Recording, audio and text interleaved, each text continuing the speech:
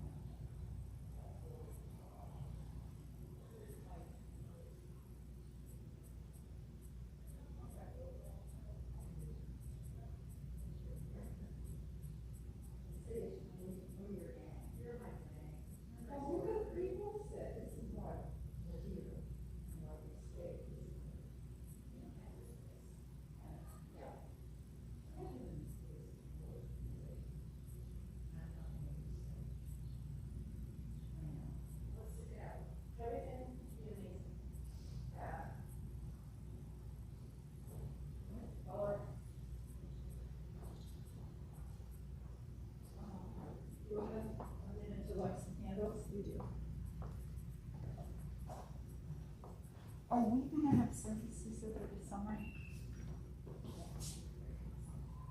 Starting when? I'm not sure, I'll be meeting with officers on Tuesdays. So we'll have- Usually the last service is June 9th. So we'll have at least one more meeting. Yes.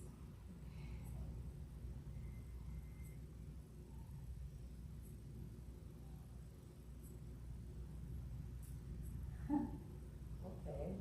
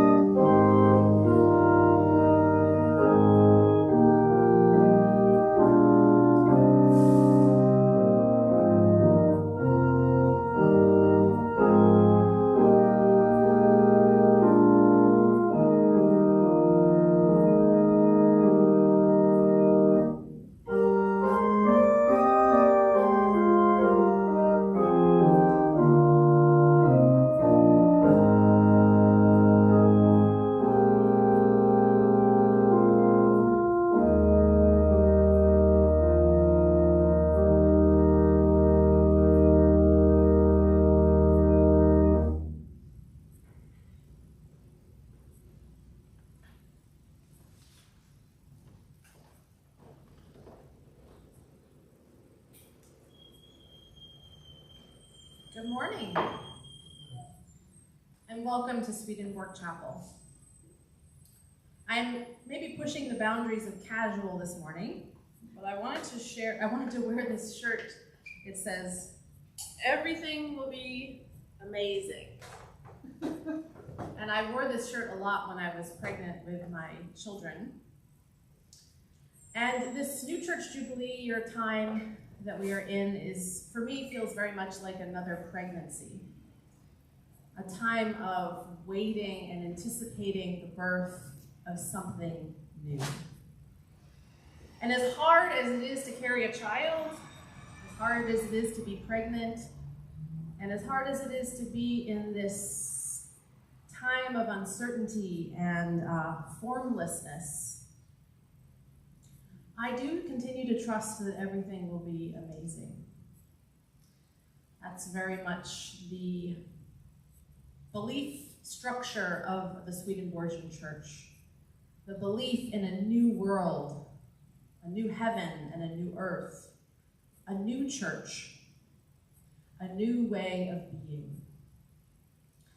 And so I needed this shirt this morning to remember the pangs of pregnancy and the reality of my children who live and move in the world today, and the challenges that we face as a community, but the promise of new life. I shared a lot last week with you, with the larger world, and I've received different feedback. I think in many ways people are still trying to sit with what I shared and don't quite know what to make of it, which doesn't really surprise me that much. It's hard to convey mystical revelation. It took Swedenborg 30 volumes to convey what he experienced. And many people don't even try. We talk about the mystical realm as being ineffable at times.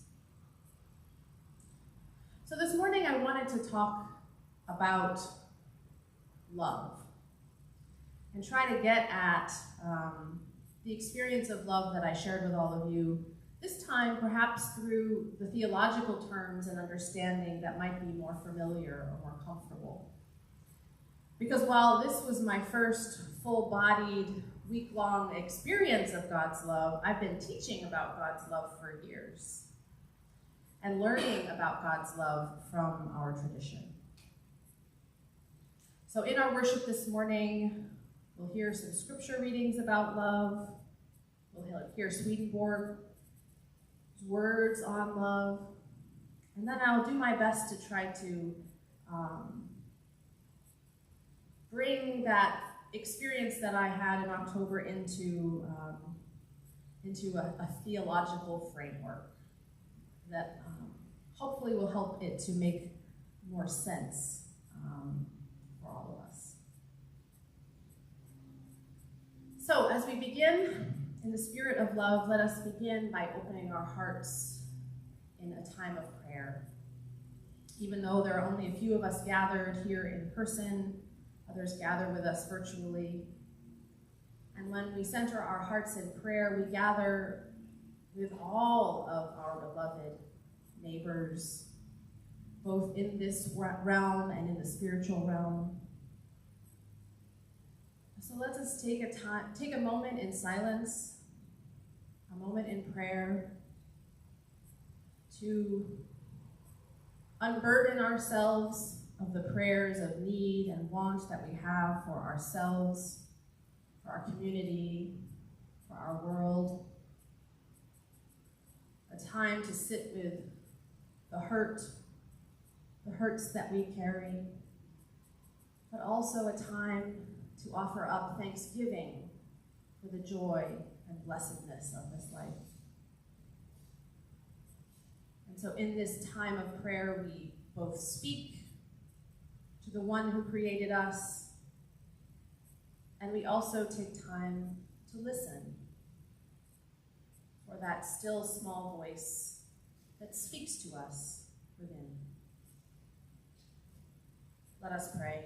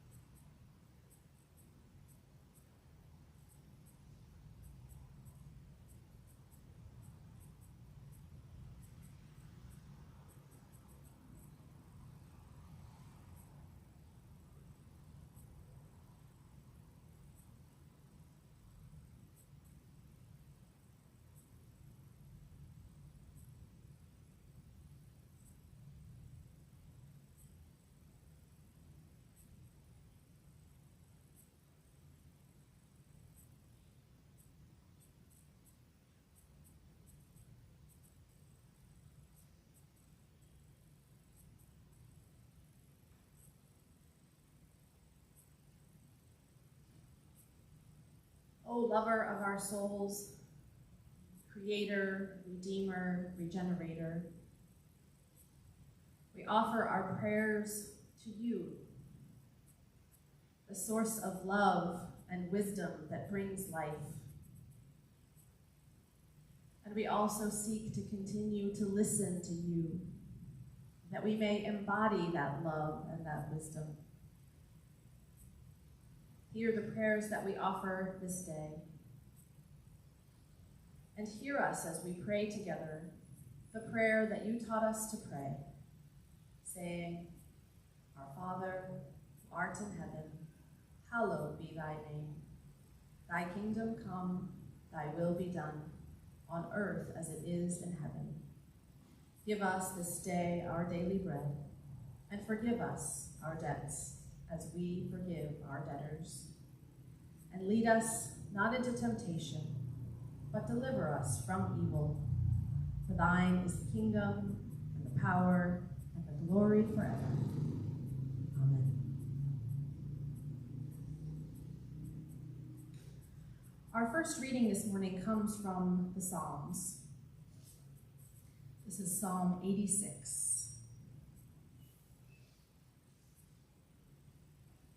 Hear me, Lord, and answer me, for I am poor and needy. Guard my life, for I am thankful and faithful to you. Save your servant who trusts in you. You are my God. Have mercy on me, O Lord, for I call to you all day long. Bring joy to your servant, Lord, for I put my trust in you. You, Lord, are forgiving and good, abounding in love to all who call to you. Hear my prayer, Lord. Listen to my cry for mercy. When I am in distress, I call to you, because you answer me. Among the gods there is none like you, Lord. No deeds can compare with yours. All the nations you have made will come and worship before you, Lord. They will bring glory to your name, for you are great and do marvelous deeds. You alone are God. Teach me your way, Lord, that I may rely on your faithfulness. Give me an undivided heart, that I may fear your name. I will praise you, Lord my God, with all my heart. I will glorify your name forever, for great is your love toward me. You have delivered me from the depths, from the realm of the dead. Arrogant foes are attacking me, O God. Ruthless people are trying to kill me. They have no regard for you. But you, Lord, are a compassionate and gracious God, slow to anger, abounding in love and faithfulness. Turn to me and have mercy on me. Show your strength in behalf of your servant. Save me, because I serve you, just as my mother did. Give me a sign of your goodness, that my enemies may see it and be put to shame. For you, Lord, have helped me and comforted me. Our second reading comes from the Gospel of John, chapter 13, verses 31 through 35. Jesus said, Now the Son of Man is glorified, and God is glorified in him. If God is glorified in him, God will glorify the Son in himself, and will glorify him at once. My children, I will be with you only a little longer. You will look for me, and just as I told the Jews, so I tell you now, where I am going, you cannot come. A new command I give you. Love one another, as I have loved you. So you must love one another. By this, everyone will know that you are my disciples, if you love one another. And then from the writings of Emanuel Swedenborg, Secrets of Heaven, number 33. Anyone can see perfectly well that no hint of life ever exists without some kind of love. and that no trace of joy ever exists unless it results from love. The nature of the love determines the nature of the life and of the joy. If you were to take the things you love, the things you long for, since longings are bound up with love, and set them aside, your thought processes would come to an immediate halt, and you would be like a corpse. I have learned this through experience. Self-love and materialism produce an imitation of life and an imitation of joy. But since they are diametrically opposed to genuine love, that is, loving the Lord above all and loving our neighbor as ourselves, it stands to reason that they are not forms of love, but of hatred. Notice that the more we love ourselves and worldly goods, the more we hate our neighbor, and therefore the Lord. Genuine love, then, is love for the Lord, and genuine life is a life of love received from him. True joy is the joy of that life. Only one genuine love can exist, so only one genuine life can exist. And it gives rise to true joy and happiness, like that felt by angels in heaven.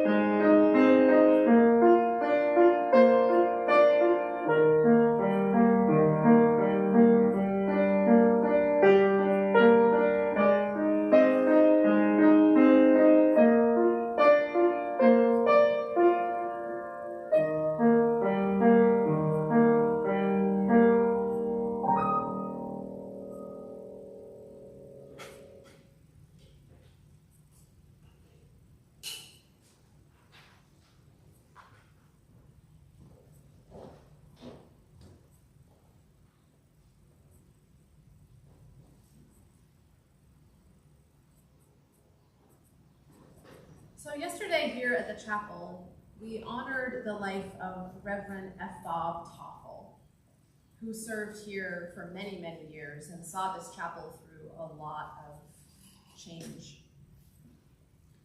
And he was also one of the first Swedenborgian ministers I ever met. And I met him at a retreat that really, when I think about it, was probably my first experience of this love that I'm trying to convey. This love that I experienced last October. I was 13 years old and I hopped into a car with a minister from Freiburg, Maine, and a couple of other teenagers. I knew nobody. The fact that I just went to this retreat without any knowledge still kind of shocks me, especially when I watch my children and all of the resistance they have to do anything. But somehow I was open to this. And I wound up down in Duxbury, Mass at the Blair Haven Retreat Center, wandering about, shy, uncertain. I don't know that I really even spoke that much at the whole retreat. I just watched and experienced this really new kind of being, where teenagers, who in my experience at high school were full of self-doubt and criticism of each other and cliques and drama. Well, some of that existed, certainly. These were not totally angelic beings.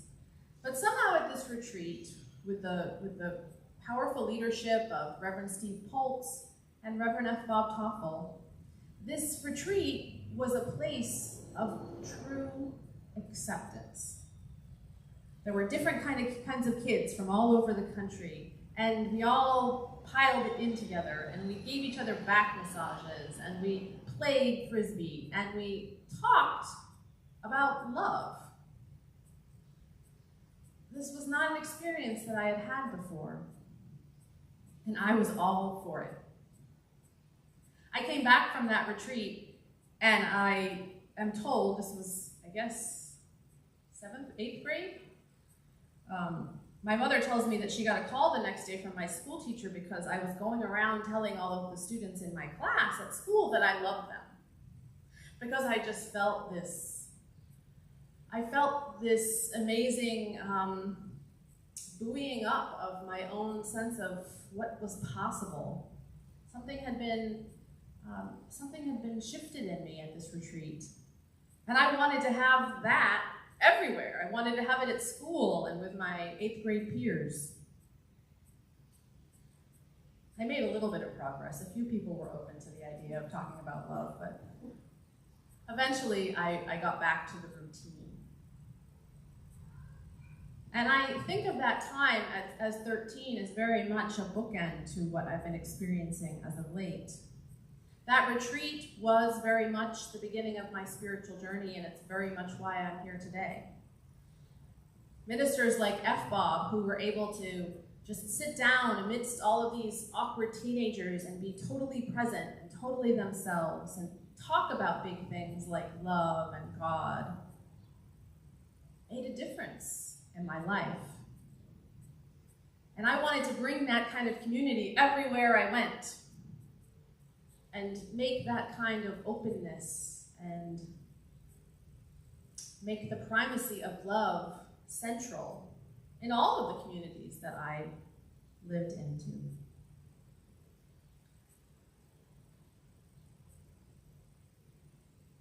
The experience that I shared last week that happened in October, that experience of pure, unadulterated love, total acceptance,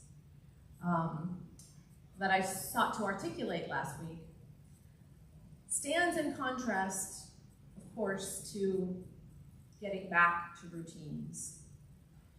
There's a distinction that we all live with, and that we know that we hope to know, we hope to believe that we are love and that we are connected to a source much greater than us, and yet we live surrounded by people who don't always know that, and we ourselves don't always know that. And so much happens in that rift. while I am experiencing the vital truth of this love, as I mentioned at the beginning, this church has been teaching about that love for generations. And I probably learned about it at one such teen retreat, sitting in a pile of teenagers with a minister like myself up front. And very simply, the way that our tradition teaches this is really very significant and compelling, is the idea that our love is the substance of our life. It is the substance of all life. And the form that this love takes is wisdom. Varying degrees of wisdom. When our love is being expressed fully and completely, like I've been trying to describe, when we are loving God first, and this is, if I had my bulletin board, this is how, as a teacher at a retreat, I would say it. I would put God at the top, and then I would put the neighbor, and then I would put the world, and then I would put the self. And what that model describes is that when we love God first, then all of the other realms get all the love that they need. When we love God first, we will love our neighbor. And we will naturally love the world that we live in and care for it, and we will love ourselves. But if we get caught on any one of those levels, then our love is unable to be fully expressed. It becomes concretized, and it can become even perverted. And while I've been learning about this, I've seen this lesson many times as a teenager, I've taught this lesson many times as a minister, what I am coming to see and to feel is that that even the word God, even when we put God at the top, that often our limited brains still think of God in a pretty limited way. And that really to love God first, to love the Lord first, means we are loving everything. Not just a guy in the sky with a white beard, not just Jesus, not just an image of the Lord that we hold, but life itself. The totality of existence. And we may use different words to describe that totality, but we have to do our very, very best not to let those words limit what that love entails. If you love the one bigness of it all first, if you just love, then all of that love will spill out into your love of everything else. Everything that is contained within this big oneness, including other people, including yourself, and including all of creation. But when we get stuck in any of those lower realms, the game kind of stops. It stops our development, and it can stop the flow of love.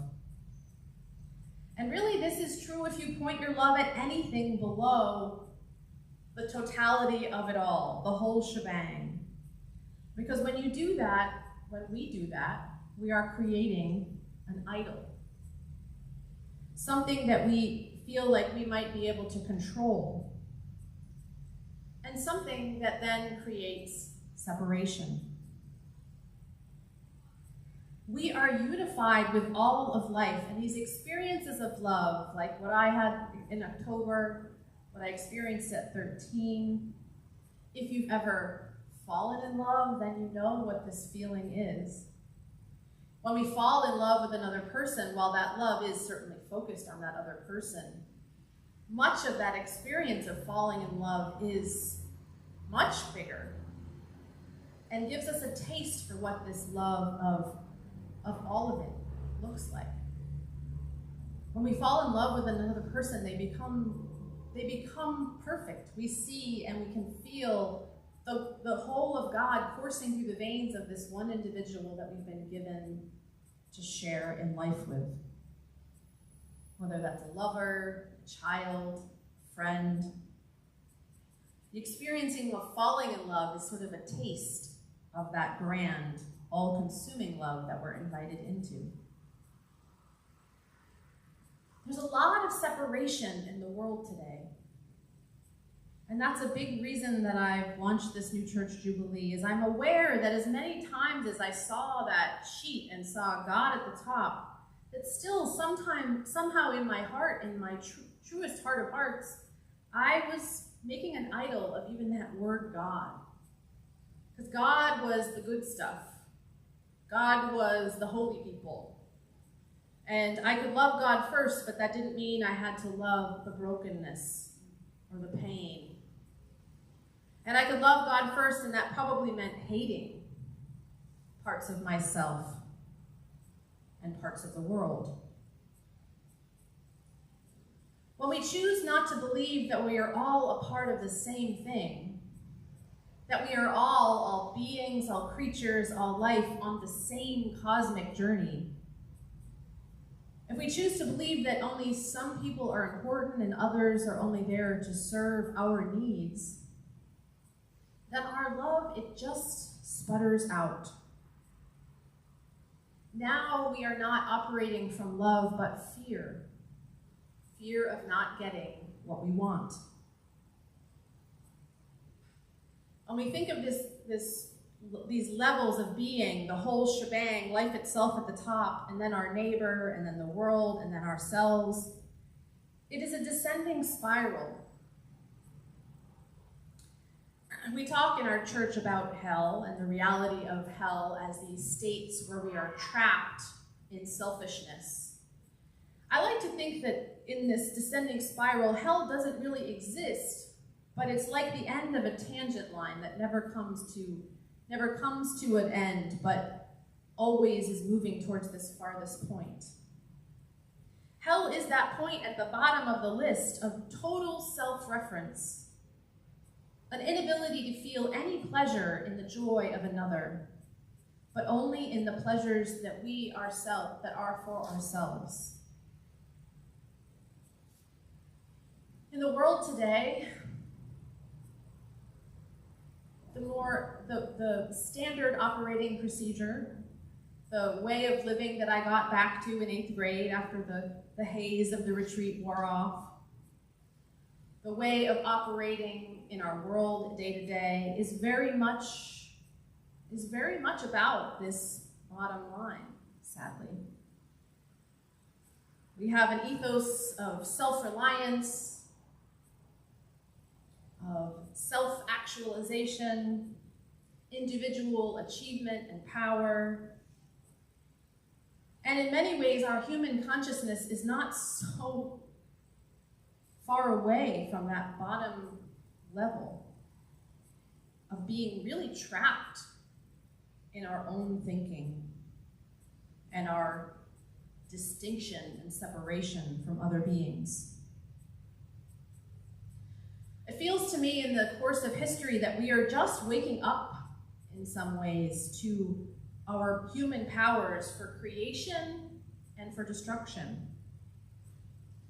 And that so far we're still really pretty enamored with ourselves and have yet to consider that there is much reason, and we have not yet started to consider that it's really important to look beyond our own needs and our own happiness.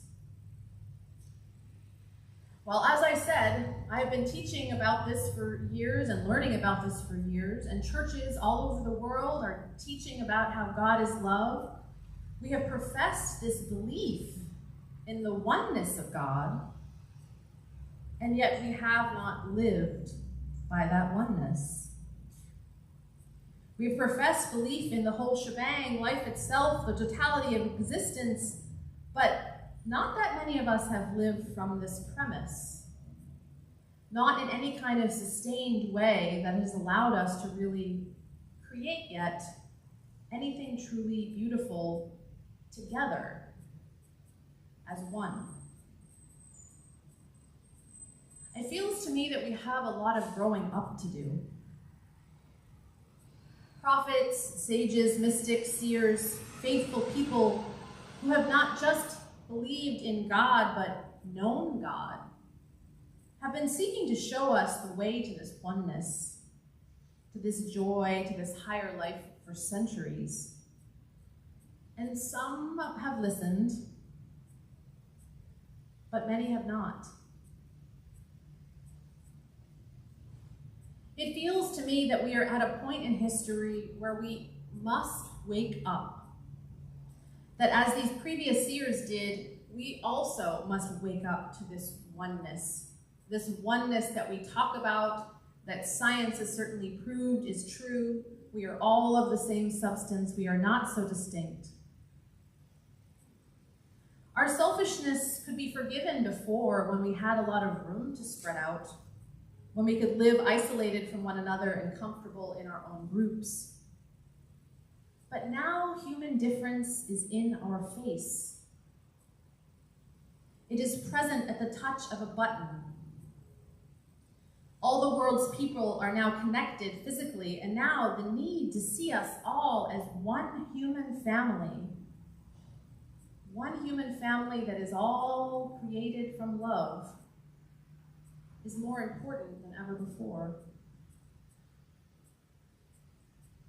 We need to see this list of priorities and do everything we possibly can as individuals, as a church, to proclaim that highest reaching of love is unlimited. It is not an idol that we seek. It is all. This moment of choice is what I believe John saw in his vision, recorded in the book of Revelation. We are in an end time in some ways, but an end time that has the potential to become a new beginning. If we can grow up, and if we can start to see beyond our own selfishness, if we can not just profess a belief in one God, but let that belief guide our behavior as well. Let it swell in our bodies and in our choices.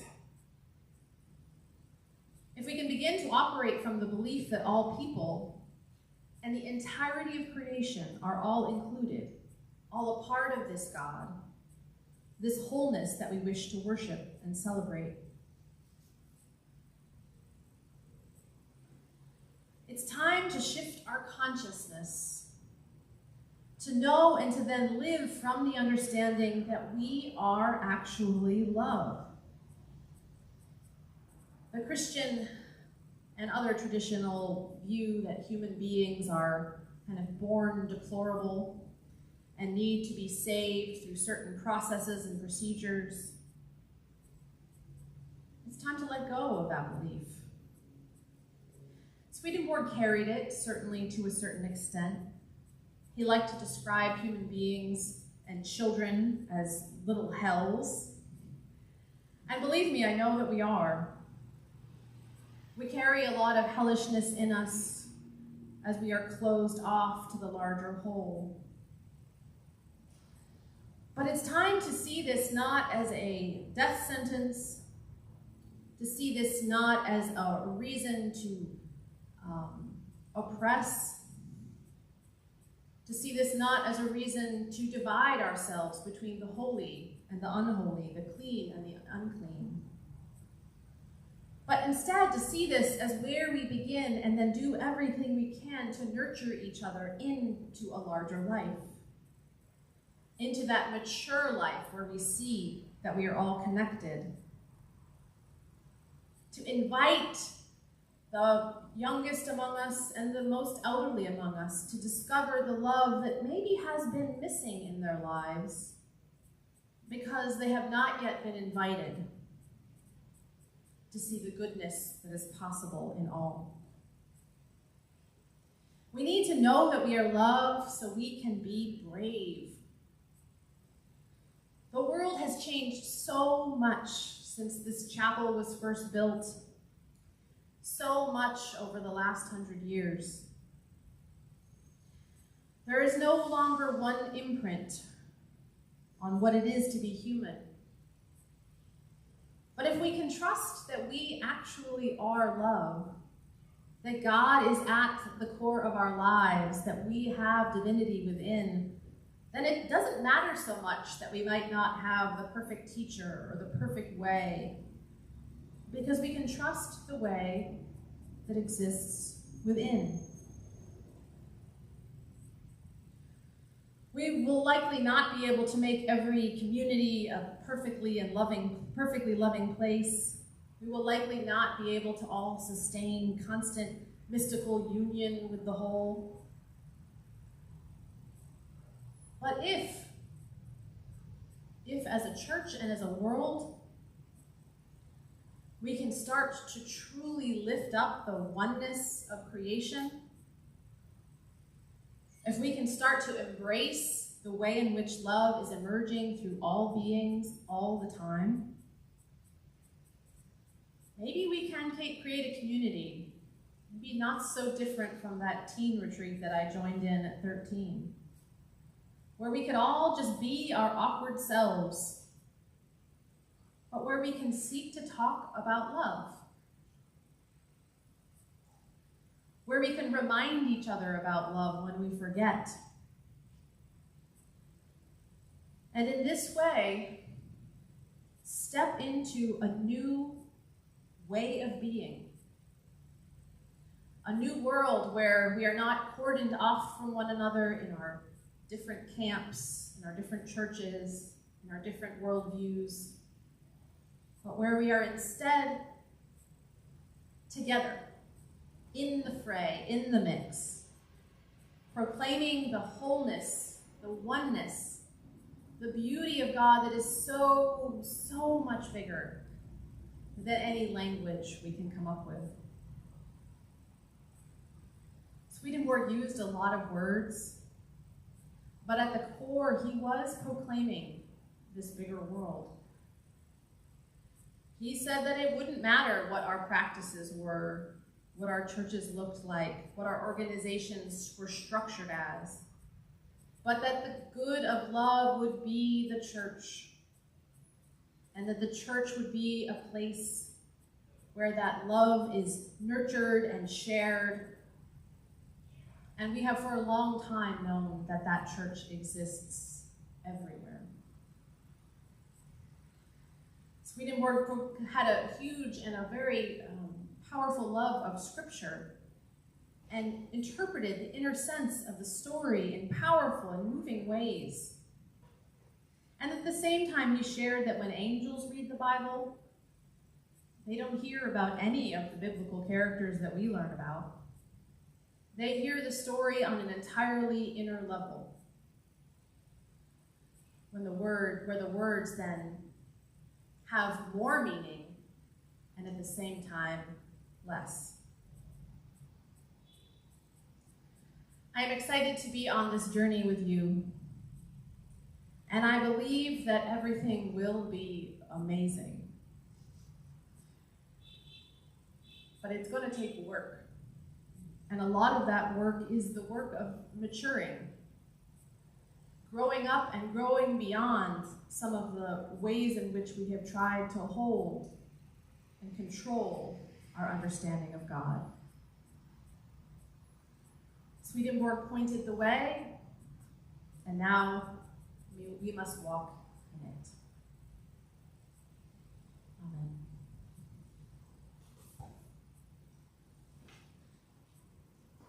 We want to take our offering. We'll have our offertory piece from Angela and just a time to consider all of the ways that we give ourselves to this church and to the church that the Lord intends for us.